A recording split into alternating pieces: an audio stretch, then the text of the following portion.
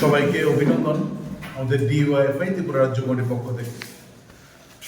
আমাদের সংগঠনের নেতৃত্ব আমাদের ডিএফ এর রাজ্য কমিটির সভাপতি পলাশ ভৌমিক, রাজ্য সম্পাদক মণ্ডলীর সদস্যদ্বয় গৌতম ঘোষ এবং শান্তনু দেব আছে।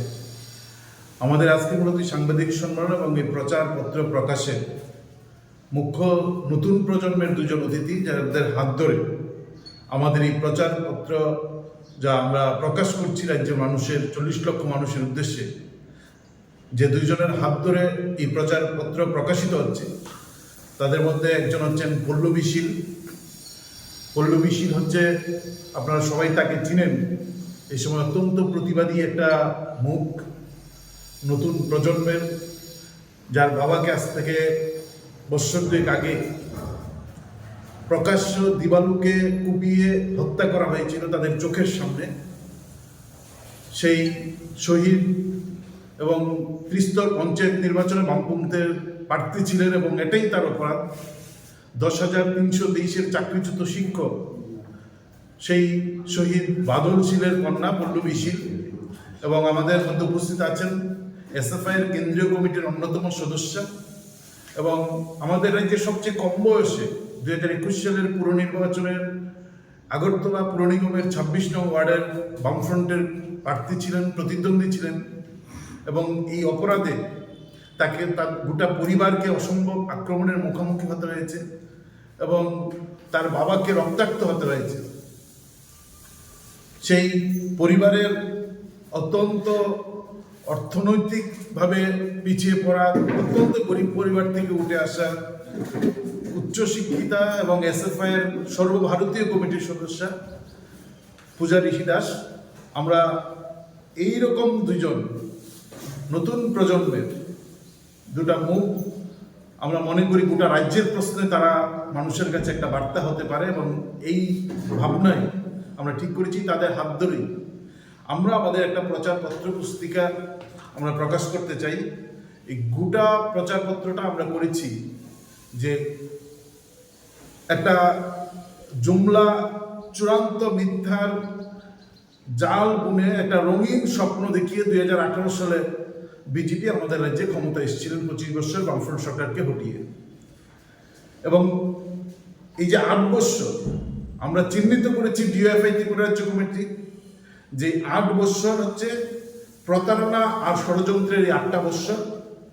এবং এই 8 বছরে ক্ষত বিক্ষত আমাদের রাজ্যের যৌবন, আমাদের রাজ্যের জনতা। ফলে এই 8 বছর যেহেতু আমাদের রাজ্যের যৌবন জনতা ক্ষত বিক্ষত প্রতারণা আর ষড়যন্ত্রের 8 বছরে, স্বাভাবিকভাবে এই 8 সাল ত্রিপুরার এই বেহাল, এই যে বেহাল ত্রিপুরা গোটা ছবিটা এই 2 পৃষ্ঠায় উল্লেখ করা সম্ভব নয়। কারণ প্রতিদিন ত্রিপুরায় যে যা ঘটছে গত 8 বছর ধরে তা পৃষ্ঠার পর পৃষ্ঠা লিখে শেষ করা যাবে না। মূলত কয়েকটা বিষয় আমরা সামনে রেখে আমরা এই প্রচারপত্রটা প্রকাশ করছি।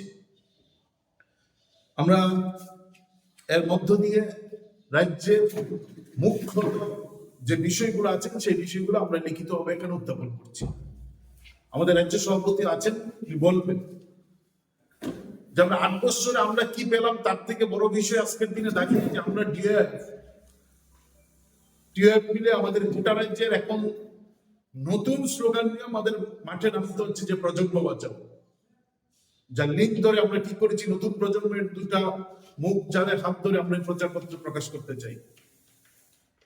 যে শুধুমাত্র কাজ নেই, শিক্ষার বেহাল অবস্থা, স্বাস্থ্যের বেহাল অবস্থার থেকে সবচেয়ে বড় বিষয় হচ্ছে আজকের বিজেপির নেতৃত্বে আমাদের প্রজন্ম শেষ করে দেওয়ার জন্য গভীর ষড়যন্ত্র, গভীর চক্রান্ত করেছেন, গোটা প্রজন্মকে শেষ করে দিতে চাইছেন। এই কাজটা শুরু হয়েছে আজকের দিনে মানিক শাহর সময় থেকে না। মানিক শাহ যখন আমাদের রাজ্যের বিজেপি দলের সভাপতি, বিপ্লব যখন 2018 সালের মার্চ মাসের 8 তারিখ শপথ গ্রহণ করেছিলেন, সেদিন থেকে এই কাজটা শুরু হয়েছিল।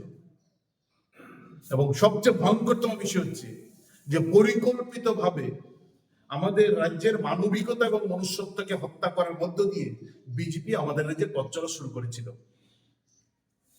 শুধুমাত্র বামপন্থীদের উপর আক্রমণ করা, লাল পতাকার অফিস পুড়িয়ে দেওয়া, মিছিল করতে না দেওয়া, বামপন্থীদের বাড়িঘর লুটপাট করা, ডিএফএ নেতা কর্মীদের আক্রমণ করার মধ্য দিয়ে শেষ হয়নি।